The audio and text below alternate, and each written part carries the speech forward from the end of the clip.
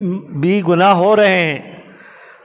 لڑکپن سے لے کر جوانی کے دہلیز پر قدم رکھنے کے بعد ہم گناہ پر گناہ کرتے چلے آئے، ہم رب کی بارگاہ میں کس منہ سے پیش ہوں گے؟ ذرا یہ سوچنے کی بات ہے۔ تو جب یہ سارے انبیاء علیہم الصلوات و تسلیمات انکار کریں گے، یہاں تک کہ حضرت عیسیٰ علیہ السلام کے پاس جائیں، عیسیٰ علیہ السلام کے پاس جائیں گے، عیسیٰ علیہ السلام بھی فرمائیں گے میں تمہارے لیے کچھ نہیں کر سکتا، ہاں کرنے والے کا پتہ بتا سکتا ہوں۔ وہ کون ہے؟ وہ محمد الرسول اللہ صلی اللہ علیہ وسلم ہے۔ جائیے ان کے پاس، ان کے سامنے عرض کر لیں، اللہ تبارک و تعالی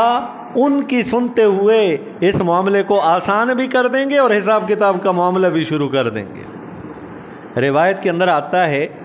کہ اس وقت انبیاء علیہم الصلوات و تسلیمات کے لیے ممبر لگے ہوئے ہوں گے، سارے انبیاء ممبروں کے اوپر، اعلیٰ کرسیوں کے اوپر یوں بیٹھے ہوئے ہوں، اور جناب محمد الرسول اللہ صلی اللہ علیہ وسلم کے لیے بھی ایک بہت بڑے ممبر کا اہتمام کیا جائے، اور وہ رسول اللہ صلی اللہ علیہ وسلم کا ممبر ہوگا۔ رسول اکرم صلی اللہ علیہ وسلم وہاں پر نہیں بیٹھیں گے، نیچے اتر جائیں گے،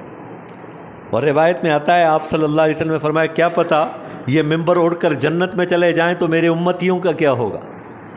اس وجہ سے وہ اس ممبر پر نہیں بیٹھیں گے، نیچے اتریں گے، اور اللہ تبارک و تعالیٰ ان پر تجلی فرمائیں گے اپنے محبوب پر۔ اس محبوب کے لیے اللہ تعالیٰ نے اس کائنات کو بنایا ہے، اللہ رب الجلال نے اپنے اس پیارے محبوب کو جو پیدا کیا ہے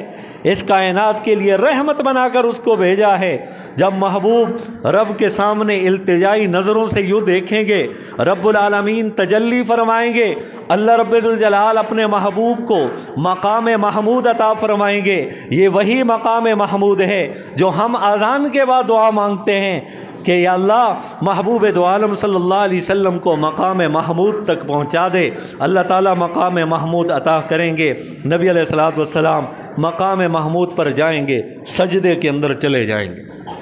اور روایت کے اندر آتا ہے وہ کلمات اللہ تعالیٰ اپنے محبوب کی زبان پر جاری کریں گے تعریف کے، جو اس سے پہلے کائنات میں اللہ تعالیٰ کی کسی نے بھی تعریف نہ کی ہو۔ اس سے پہلے کسی بندے نے، کسی نبی نے، کسی ولی نے، کسی صحابی نے اس طرح کی اللہ تعالیٰ کی تعریف بیان نہ کی ہوگی جس طرح مقام محمود پر محمد الرسول اللہ صلی اللہ علیہ وسلم سجدے کی حالت میں اللہ تبارک و تعالیٰ کی تعریف کریں گے۔ وہ تعریف اتنی رب کی بارگاہ میں مقبول ہوگی، اللہ فرمائیں گے ارفع رأسک یا محمد صلی اللہ علیہ وسلم، اے محبوب اپنا سر اٹھا لیجئے۔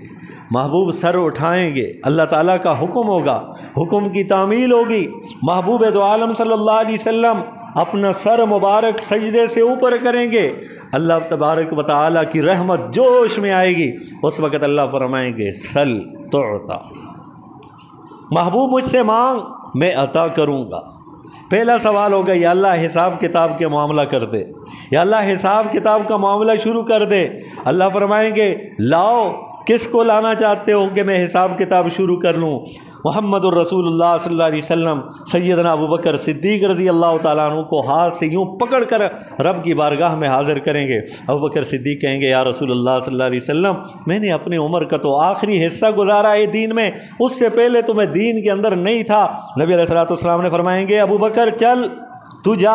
آگے بڑھ۔ یہ وہ ہستی ہیں کہ محمد الرسول اللہ صلی اللہ علیہ وسلم نے اپنی زندگی کے اندر ارشاد فرما دیا تھا کہ وہ لوگوں سنو، دنیا میں جتنے بھی لوگ ہیں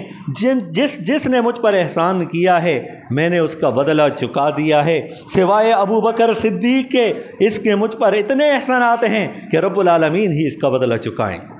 تو محبوب دو عالم صلی اللہ علیہ وسلم